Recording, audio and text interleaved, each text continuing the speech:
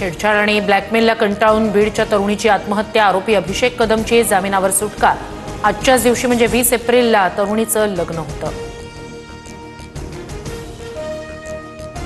बीडमधील पीडितेच्या आईचं उपमुख्यमंत्री शिंदेंना पत्र। मुलांच्या छेडछाडीनंतर मुलीनं गळफास घेत जीवन संपवलं।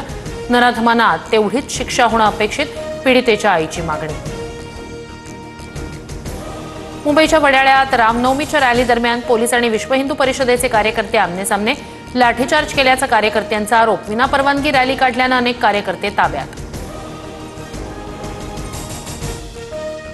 एकनाथ शिंदेंचा संताप, मात्र फडणवीसांच्या पोटात ढवळाढवळ। मनसेसोबतच्या युतीवरून राऊतांचा निशाणा, तर कोणत्याही अटी नाहीत। राज ठाकरे आणि उद्धव ठाकरेंची सहमती असेल तर युती होईल, राऊतांचा दावा।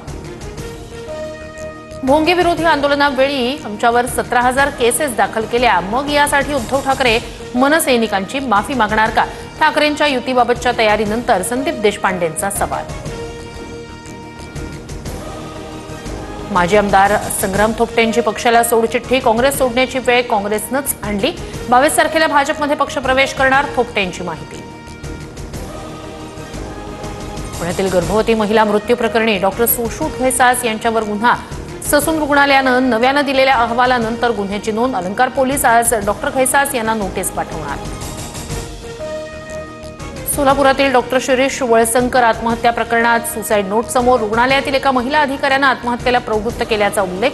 आरोपी मनीषा मुसळे माने विरोधात गुन्हा दाखल। कल्याण डोंबिवलीत दुर्गंधीयुक्त आणि पिवळसर रंगाचं पाणी। उल्हास नदीत जलपर्णी काढण्याच्या कामामुळे पाण्याची गुणवत्ता बदलली। पाणी उकळून गाळून वापरण्याचं पालिकेचं आवाहन। जम्मू काश्मीरच्या काही भागात मुसळधार पाऊस। रामबनमध्ये भूस्खलनानंतर अनेक वाहनं आणि घरं ढिगाऱ्याखाली। भूस्खलनात 3 मृत्यू। अनेक नद्यांना पूर आल्यानं नागरी वस्तीत पाणी।